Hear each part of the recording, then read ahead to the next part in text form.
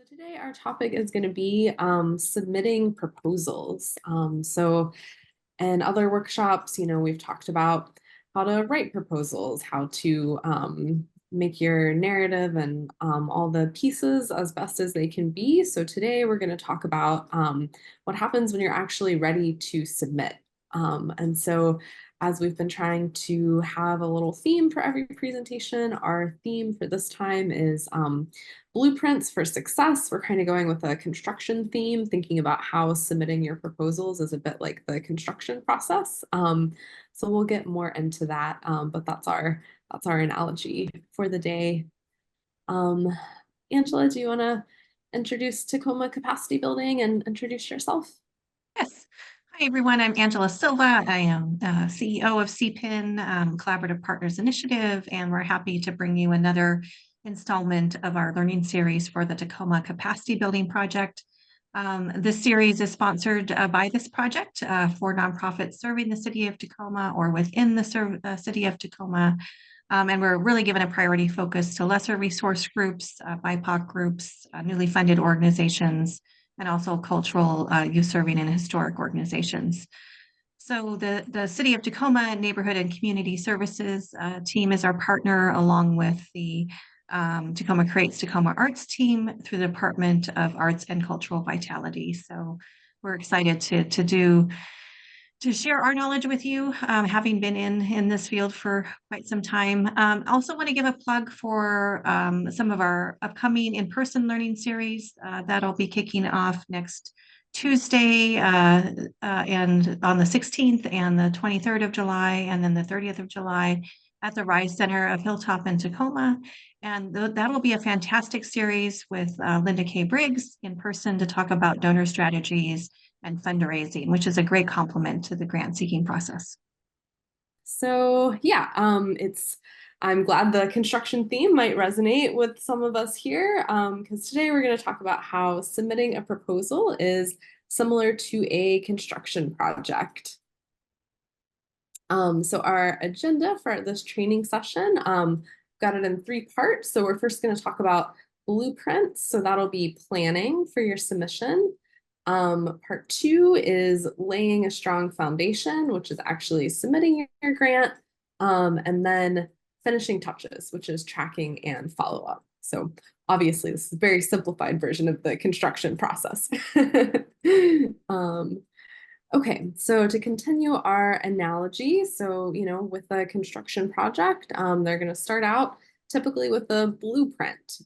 So one of the things I really want to stress in our presentation today is that when you're doing anything related to grants, whether it's putting together your application or choosing which grant you want to apply for, a big thing that I would want to just highlight the importance of is don't make assumptions or guess. You really want to make sure that you follow the blueprint, follow all of the instructions, all of the directions that are there. Otherwise, your building might collapse. So yes, it's super important to follow the blueprint. One thing, another really important thing I think to stress with grants is that grants are like snowflakes. Every single one is different. There's never 2 grants that are exactly the same. And so, the blueprint for each grant is going to look a little bit different. So it's really important as a first step to just familiarize yourself with that particular blueprint. Something that you want to avoid is thinking, oh, this grant that I did in the past was this way, so this one will be that way too. Don't make those assumptions. Just make sure that you always go to your blueprint and make sure you know how to follow the plan for this particular grant that you're applying for. Okay, so first part of blueprints is going to be, as I mentioned, understanding the blueprint. So as I was just mentioning earlier, grants are snowflakes. They're all a little bit different. So when you are starting to work on a grant, the first thing you want to do is review your submission requirements really carefully. And so all grants, one of the things that makes them snowflakes is that the submission process for every grant is different. So there's all kinds of different ways that a grant could be submitted. There's a website called grants.gov, which is used for government grants. There's one called Submittable. There's Zoom grants, which the Department of Commerce or other Washington agencies may use sometimes. There's Smartsheet, there's email, there's snail mail. You might have to sometimes mail an application in. So there are all kinds of different ways that you might submit your grant. So that's one thing that you want to keep in mind, at the outset is think about, read that blueprint. So what we're talking about is the blueprint is really, the RFP, the request for proposals, or the actual document that tells you about the grant, that tells you what the grant is looking for, how much funding is available, when it's due. That's your blueprint, is all of the information about the grant. And so that blueprint is going to tell you how you're going to submit the grant. And, I know that some of you here are curious about, what grants are applicable for you, what you should apply to. So, the same advice applies to that. Like go to the blueprint to find out all the information you need, including, what the grant is looking for, so that you can find out if your project aligns with it. Also in the blueprint, you're going to find the requirements for how you would format your submission. So again, grants are also like snowflakes because each one has different requirements. So, some common things you might run into are like a certain page limit. Maybe your grant can only be 10 pages long, front and back. Or sometimes you'll see that there's a limit of words. You can only have 500 words for this question. Sometimes it's in characters, 2,000 characters. Font size, margins, all of these things are different formatting. And it seems like maybe these things aren't super important, particularly with like the font or the margins or these kinds of things. But sometimes you could actually be disqualified. They might not even read your grant application if you haven't met the formatting requirements. And so I think that's why the construction analogy, works well here, because when I think about, not that I really know anything about constructing a building, but when I imagine constructing a building, I think about, you need to do everything to certain specifications to make your building sturdy, what the types of nails that you need to hold the wood together, all of these things. So I think that is why I picked this as an analogy, because these little things that might seem inconsequential could actually mean the difference between your grant being reviewed or not being reviewed, because sometimes funders will just throw it out if you haven't met one of the requirements. So I just want to underscore the importance of that formatting. So we've also got some advice for you here. So before you start construction, you want to make sure your first step is going to be like making a checklist and gathering all of your materials. So this is a checklist that we added in here. Angela, do you want to talk about the checklist? I know you added this part. Yes. So this checklist is just like what you need to submit. And as you're creating a checklist, sometimes depending on how you're instructed to submit, you might also see things like naming conventions. So they want you to name files a certain way or make sure they're in a certain format.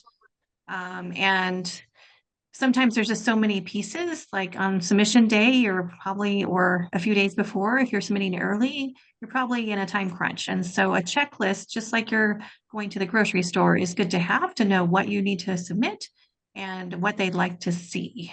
So this is an application checklist we've used for like a nonprofit submission. And also you can see here, it talks about what it is, like the cover page, but also like, what are we going to do about it? So if there's a template we fill out, or do we submit it online? So this is just a quick one. We'll send out the template that you can adapt after this training. But we really want to make sure that everything's exact, because once you hit submit button, you don't get a chance to redo your submission. So here, a simple cover page. So this is like what the organization is and what they're asking for. A narrative proposal, this is the meat of your response. So this is in words. You can see they're asking for words. So one thing we do when we're getting ready to finalize for submission is make sure that we're meeting this character count. If not, like I said, Ariana mentioned you could be disqualified. A budget and budget narrative. So what are we going to do? We're going to upload that. So those are different documents that you're going to upload. Organizational budget. This is your budget for your nonprofit. So for your current fiscal year. And then organizational demographic profile. This is about who's taking part in your organization. So in there, they're looking for probably like gender, race, ethnicity. Sometimes they might say age of board members. They might ask which board members are doing what. So make sure that you have filled that out and you're not trying to guess on submission day. Professional bios. So here we're looking for uploading of like CVs or bios or resumes for the people that are working on the project with you. Also, this funder that we created this checklist for and are sharing it here with you wanted to know about written race, equity, and inclusion statements. So hopefully you have those prepared and you're submitting them. And then if you have audited or unaudited financial statements, please upload those as well as your tax exempt letter because you would be a nonprofit with that letter, which says you have your 501c3 designation most likely. So, I don't know about Ariana, but I know even on submission day for me, I need a checklist because I'm like, where do I start and what order do I need to put it in? And if I don't have that checklist, it's a little bit hard because sometimes you need to compile documents and you need to know the order of them. So I would say, just like when you go to the grocery store, now's the time to take a list and not shop the aisles. You definitely need to make sure that you know what you want to get for your dinner, so to speak, and you don't want to leave anything out because once you hit submit, you don't get a chance to redo or provide supplemental information.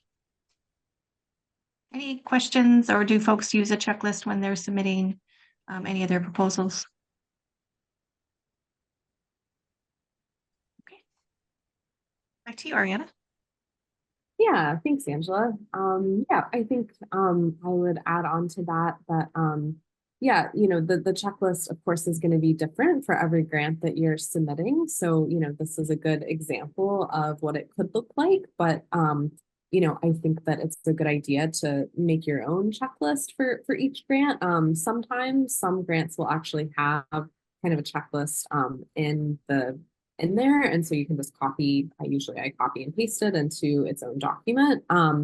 But I think the other thing that's really helpful about this checklist Angela shared is that a lot of these items on here are going to be required for a lot of different grants. So one thing that I like to share with people is that you can make the process of grant writing easier for yourself because submitting grants is hard. Like as I think Francis mentioned in the beginning, it's really time consuming and it can be difficult just to find the time that you need to submit grants. And so something you can do to make it easier for yourself is to take a look at a checklist like this one that Angela has shared and gather all of this information and put it into one place. So like your organization budget, financial statements, that 501c3 letter, bios of your staff members or consultants that you work with.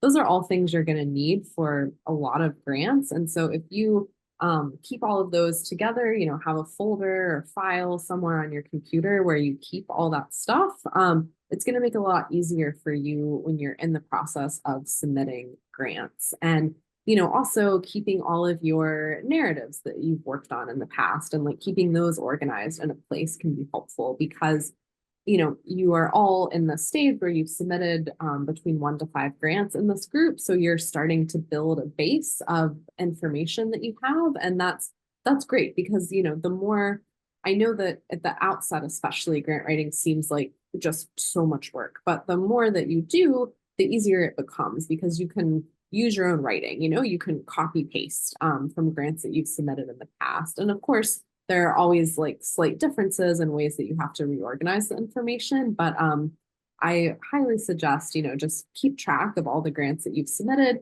keep them all in one place along with a lot of these materials from this checklist, and that can really start to streamline the process so that you can be getting more grants in more quickly with less of a burden for you and your colleagues.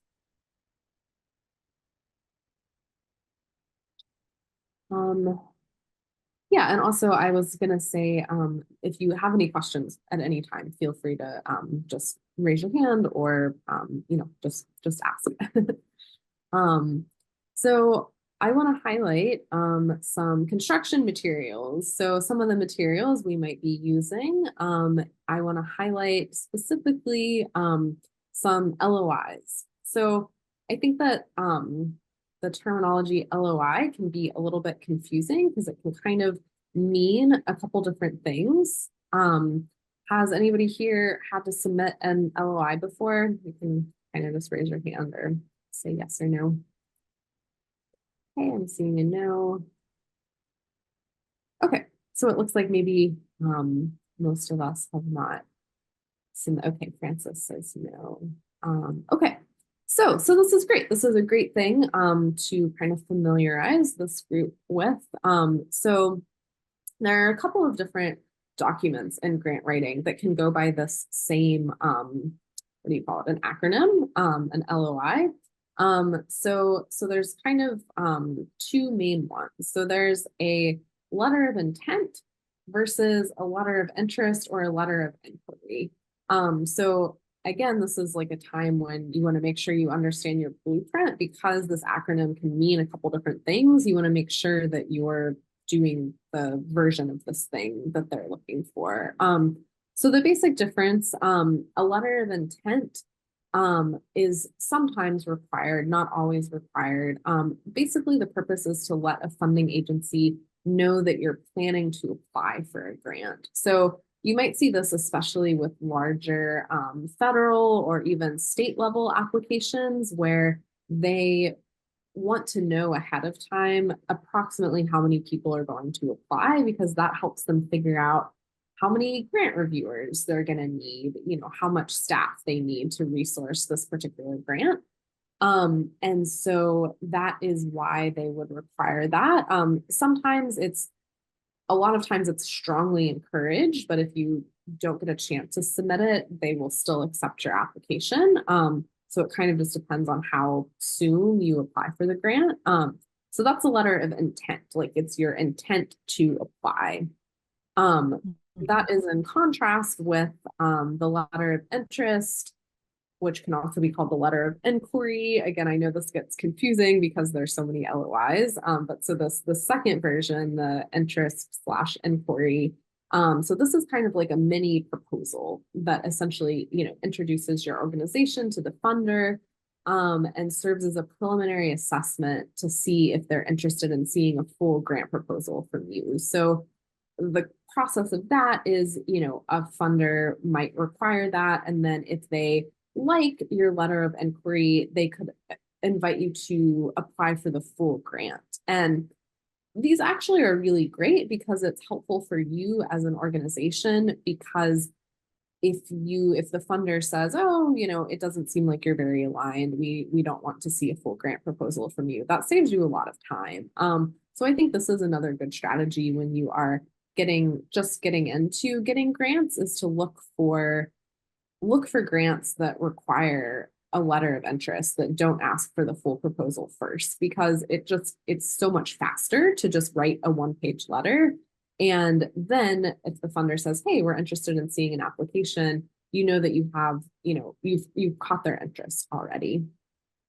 So I have some samples that I'm gonna show you.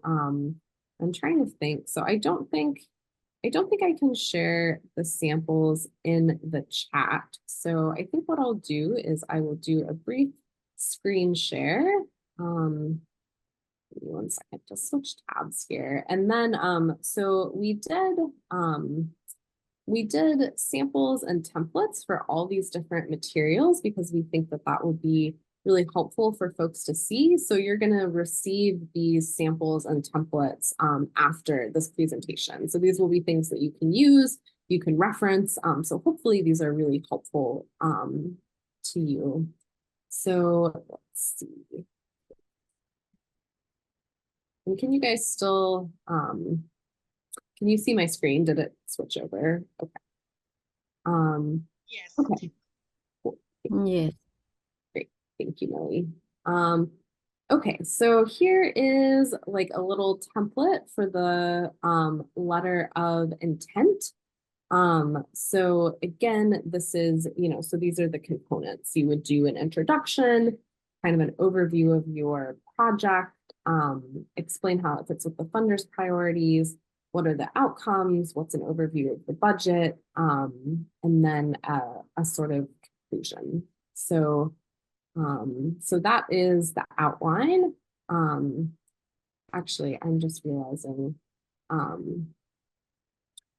there's so many LOIs that I messed up my own template. So this is the letter of interest / inquiry.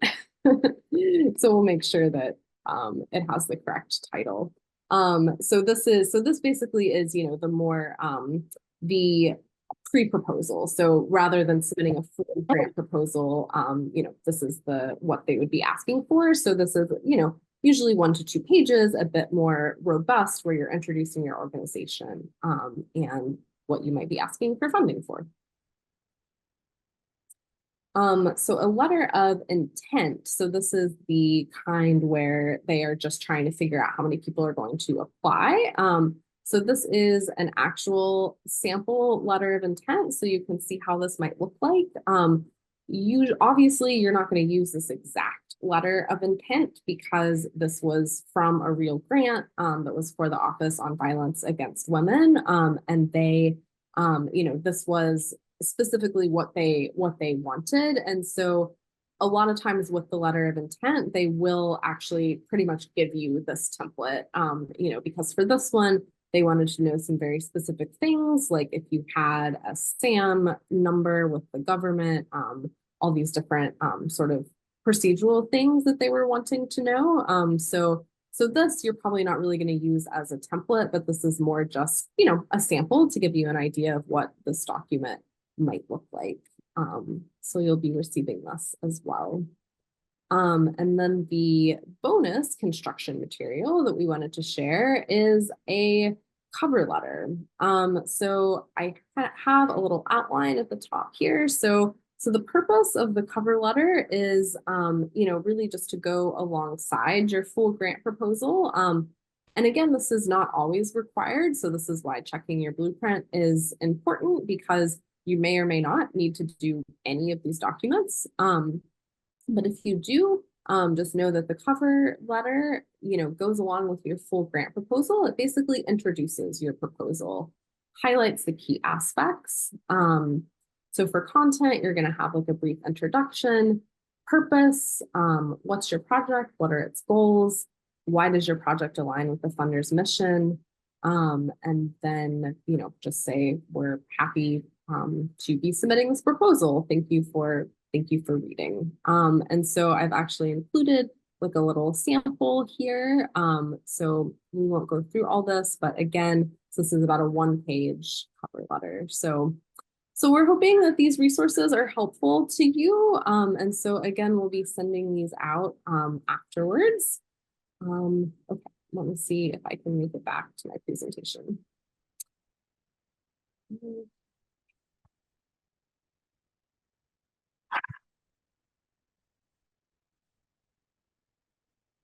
Okay, great.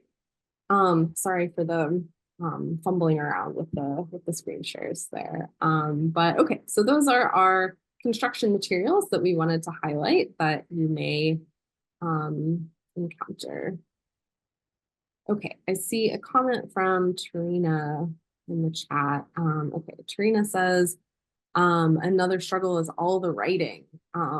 Yeah, so okay, Tarina likes numbers, but not writing. I'm the opposite.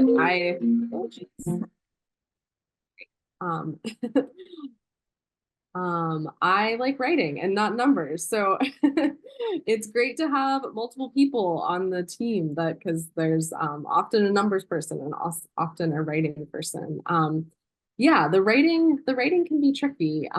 Something that I always like to highlight, with and I've gone over in some of our other classes like this is just to try to think about being as clear and descriptive as you can with your writing. I think a lot of times people have a conception that grant writing needs to be wordy or fancy or, sort of specific things. And you can go back and kind of view this other presentation about grant writing as storytelling. And so that's kind of the analogy, is like to think about Trina's like, no storytelling for me.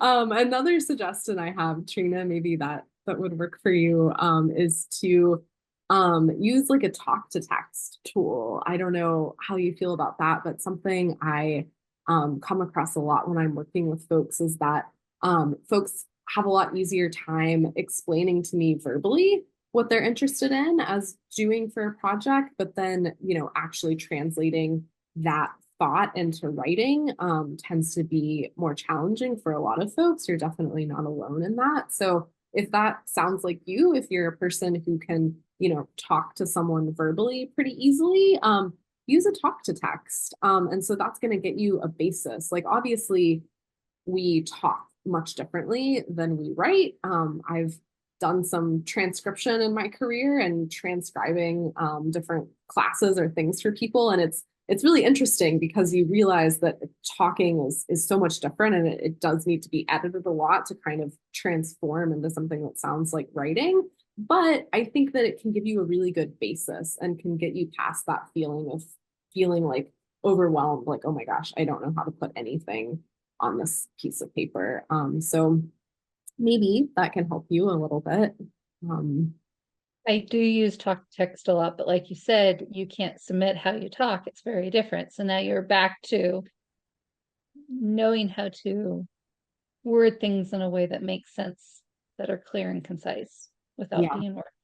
yeah, yeah, that's true. But yeah, I mean, maybe if you have the capacity, to work with it might be cheaper if you're working with a grant writing sort of consultant. Like, if you give them something to edit, might be more affordable for your organization than, like, having somebody totally write it. So maybe that could be kind of an avenue to think about, is, collaboration, but starting with that foundation.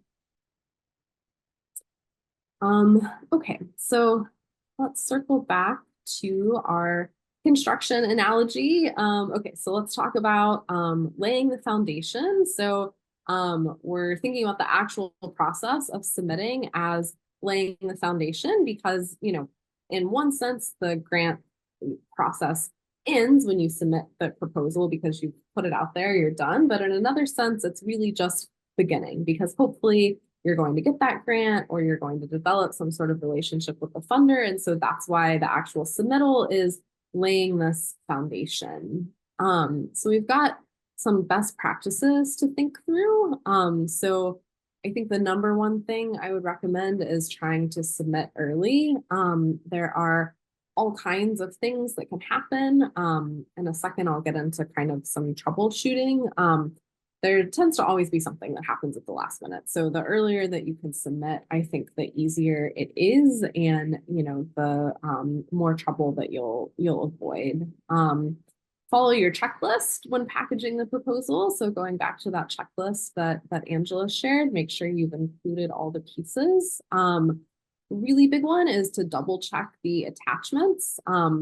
I will be honest, even as a professional grant writer, I have made this mistake. I have submitted a grant and somehow managed to not include some of the attachments. Yeah, it's really unfortunate. And like Angela said, once you've submitted the proposal, there's not really much that you can do about it. I think the time that happened to me was combining files into one PDF. So just kind of to note that in your head, something to be really careful about. Work like naming your files something different. If you've combined all of them, put the word final in the title, or just something to make it easier for yourself. Because I mean, honestly, it's super easy to do. So just reiterating to double check that all of your attachments are there, because like we said, it is so much work, and it really sucks if you submit a proposal and have done all this work, but then forget some attachments and the proposal may not be fully evaluated. So I'll give you a few troubleshooting tips too. An interesting thing about submitting proposals is that sometimes just really strange, quirky things happen. And so these are just some examples that I'm sharing from my own experience. In no way are these exhaustive, but just to share from my own experience. So a grant that Angela and I worked on recently with the client wasn't able to enter the numbers. Like there was a spot to put in your budget. And so the client was like, oh my God, this grant is almost due, but we can't put the numbers in. It was the dollar signs. There in no way did the grant say don't use dollar signs or don't use commas, but in the application form, if we tried to put in a dollar sign, it would not accept the rest of the number. So I'm giving these examples in hopes that, obviously you're probably not going to run into these specific issues, but just to kind of put this framework in your head of like, if something isn't working, kind of play around with it, because it's like probably something as simple as like maybe you can't use commas or maybe you can't use dollar signs. So just to encourage you to kind of play around with things. And again, this also goes back to like submitting early, because if this is happening and the grant is due in 30 minutes, you're going to panic. And then you're going to forget everything you know, and you're going to say, oh my gosh, I have no idea. What is that thing that person recommended to me? And you're not going to remember because you're freaking out. So the earlier you can do this, the more brain power you're going to have to think about, oh yeah, maybe I should take off the dollar sign. So think about that. Another problem I've encountered is, like in an application, if you're working in an application portal, sometimes it won't let you advance to the rest of the questions. That might mean that you forgot to fill in a question. Sometimes application forms will, kind of flag it and say, hey, you forgot this question. Other times you're just going to have to figure it out yourself. So like if you can't move forward, go backwards and see, like maybe you forgot to fill in a blank. Another one I've experienced is getting files to upload. This was a big federal grant I was working on with the client, and we had all of these attachments we had to upload. There were some that just wouldn't take, like we would click upload and then the box would just be blank. The file was not there. And so we were really concerned about this. We're like, oh my gosh, what do we do? And so I just started playing around with the file names. And so again, this was another character thing where it was like, it wouldn't accept the underscore or like the little slash thing. And so if I changed the file names, yeah, I know Trina's like, seriously? Yeah, it's crazy, but this stuff, this stuff really happens. And so again, hopefully you don't run into these things, but you may. So again, this is just to give you a framework of, strange things can happen. So be nimble, play around with it, try not to freak out, try to be early.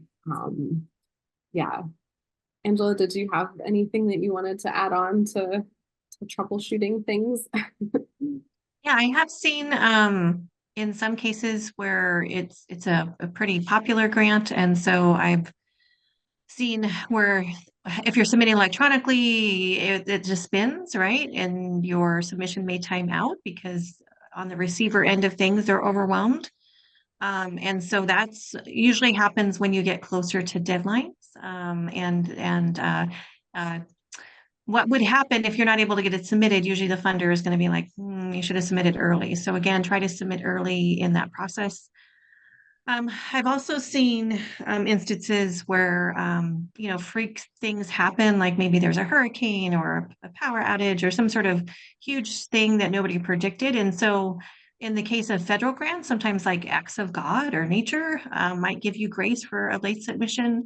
But we definitely encourage submitting early, even if you're on the day of. So try to submit it as soon as possible, but don't think you're going to submit half of it and then email the rest of it, right? Because if the funder can't track everything, then they can just disqualify you.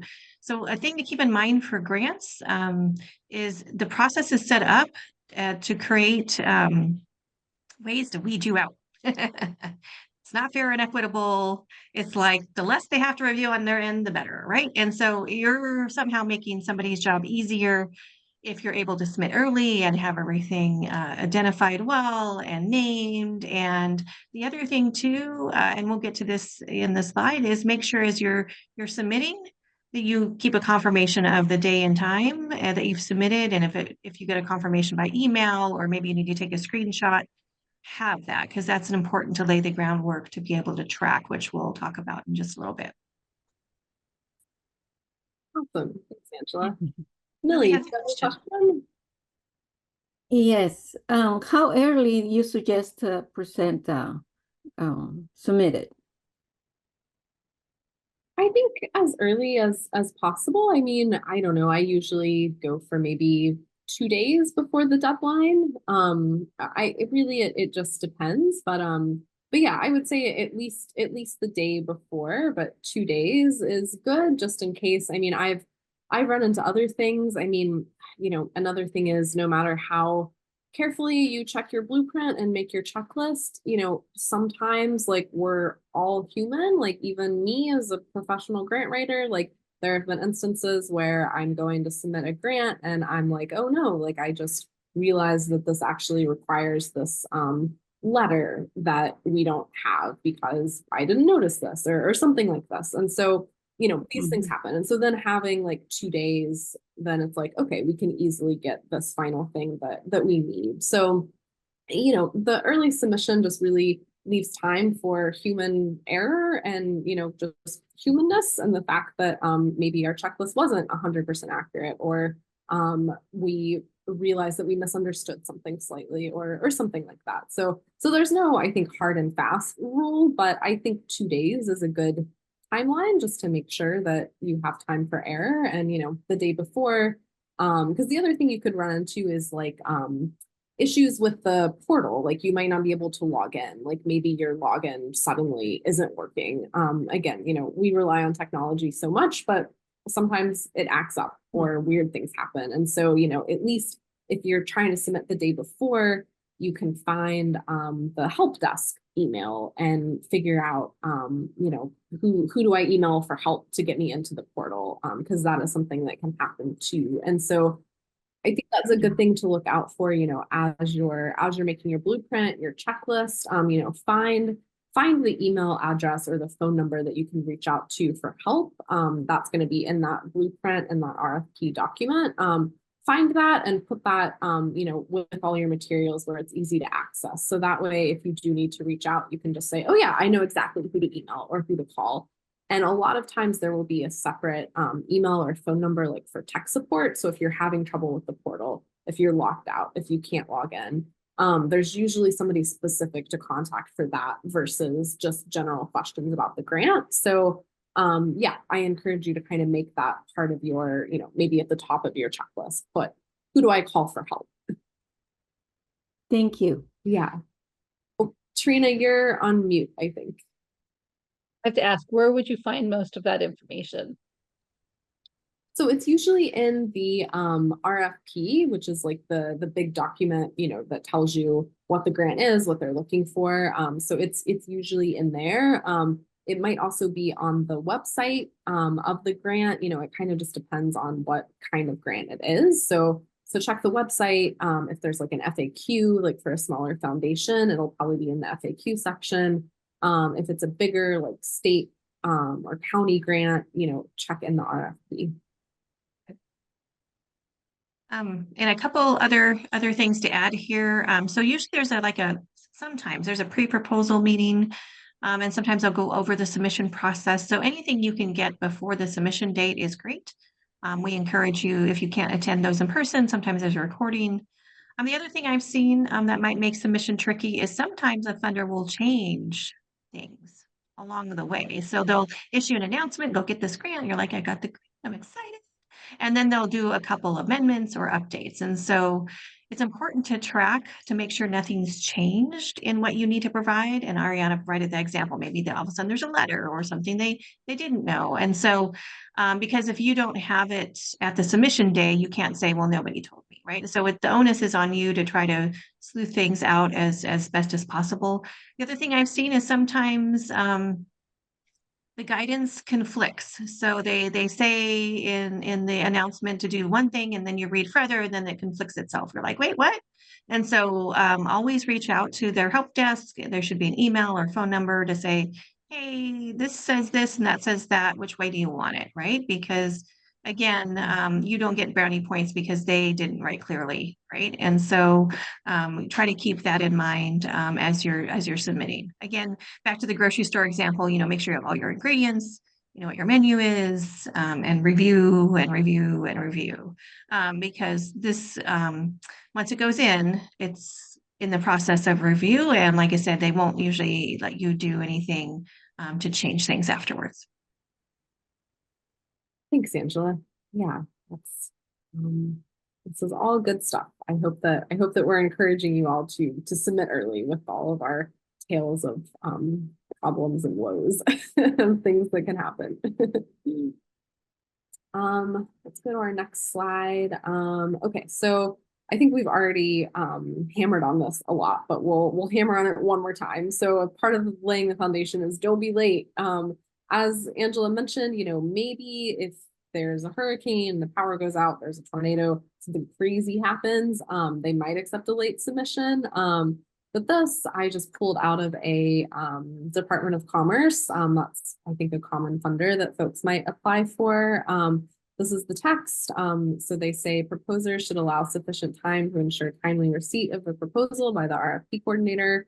Late proposals will not be accepted and will be automatically disqualified from further consideration unless Commerce email is found to be at fault at Commerce's sole discretion. If Commerce email is not working, appropriate allowances will be made. So basically, if something's wrong with their email, they will make allowances, but that's probably pretty unlikely. And so, yeah, just to reiterate, late proposals will not be accepted. Late also means, 2 minutes after the deadline. Late means 1 minute after the deadline.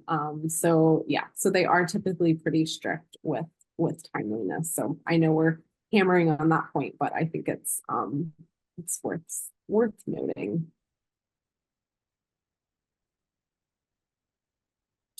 Okay, so I think this is one of our last slides here, and then we'll have plenty of time for questions. So finishing touches. So you've laid your foundation, you've submitted your proposal. Now what are you going to do? You're going to do some tracking and follow-up. Angela, I'll turn this one over to you. Yes, so we've kind of mentioned that during this presentation. So keep a copy of your submitted proposal and confirmation of submission, whether that's an email or a screenshot, or it says submitted in the portal that you submitted it. And that's what the funder is going to review, so that exact copy. And the other thing to think about is know how long it takes them to review and when you might hear back. So if you're submitting to a foundation funder, typically, their review process could be 30 days to maybe 90 days. So not too long, not too short. If you're submitting something to a state like the Department of Commerce, that could be within the same window, like 30 to 90 days or so. If you're submitting a federal application, it could be 6 months longer, depending on if they have funding, right? So those are the ones that are usually higher value, but also more complicated to get. In those cases where you're submitting via Zoom grants like Commerce, or if you're submitting a federal grant, you'll be able to track status in a portal and see how it's going through the review process. What we have seen in our experience is that funders typically don't meet their review deadlines, right? And so they're going to be like, you'll hear back within 30 days. And you're like, okay, 30 days. And 30 days comes and you're like, nothing. So usually people are busy and they all tend to overpromise their review deadlines. If you haven't heard back within maybe a few weeks of your review deadline that you should be hearing back, it's okay to check in with folks and just say, hey, what's going on? And they'll tell you, we're busy, people were on vacation, we'll get back to you. I think last year, Ariana had one where it got delayed several times and she had to keep checking in to say, are you still reviewing, right? I think it was three plus months delayed. Is that right? Yeah, that's right. Yeah. I think it ended up being 4 months or more Yeah. past when they said they would be done. So Yeah. So then we're like, what's going on, right? And usually they are like, we got busy, we had a lot of applications, I don't know, whatever it is. And so just keep track. The other thing is some reviewers may ask you for more information. So this means like maybe something on their end wasn't clear, or maybe they want some more information because they might want to give you funding. So in this case, always be responsive. And don't tell them you submitted it already. Go look for it, right? Always be like, here you go. Here's what you need. I think sometimes also if some funders might want to have an interview, maybe you are in the running, you're one of 5 and they want to get to know you better. So be prepared for the applicant interview. Usually those don't give you a lot of time to prepare. And so in those cases, you'll want to make sure you can tell the funder what your program's about very succinctly and why they should pick you. A funding decision email. So usually a funding decision will come to you by email. You might get the generic email like what we've seen so many applications and we regret to inform you that you weren't funded, but we're so busy we can't tell you why, right? And you're like, well, that didn't really help. Or you might get the funding decision email that says you've been selected and we've approved $5,000 that you requested and we'll be following up soon with more information. And then you're just like, hey. So, keep track of the email, and with all funders, it's about relationships. So make sure that you respond in a timely manner. And if you don't get what you were hoping to get, there might be a chance to reapply. And then you might get that award notification email. And in that email, it'll tell you you've been awarded. It'll reiterate that if you've already been notified, and also tell you a little bit more about what the relationship is between you and the funder if you receive funds. And there might be an agreement you need to sign, or agree to reporting requirements, or some other things. So, be timely in your response, and make sure you ask questions if you have any during this process. Yeah, thanks, Angela. And I think with that too, I would also encourage you to keep track of the grants that you do get. I know that, as you are just starting out, it might seem like you don't have a lot to track, but I would encourage you, maybe just like a simple spreadsheet or something like that, because some grant applications will also ask what other funding sources you've gotten. They might want to know every grant you've gotten in the past year, or maybe even the past 2 years. So it's just really helpful. It saves you a lot of time, again, rather than having to go back and figure out what you got. Just start now. It's, never too soon to start. Just keep yourself a little spreadsheet and keep track. And you could also, depending on how much you like spreadsheets, maybe you could, keep track of like the deadline, or, you could do like a column for deadline, and then when are you going to hear back, and then a column for like accepted or declined or something like that. All right. Well, you did it. You've built an amazing house. We are grateful to you for viewing our presentation, and we hope that you've got some good takeaways.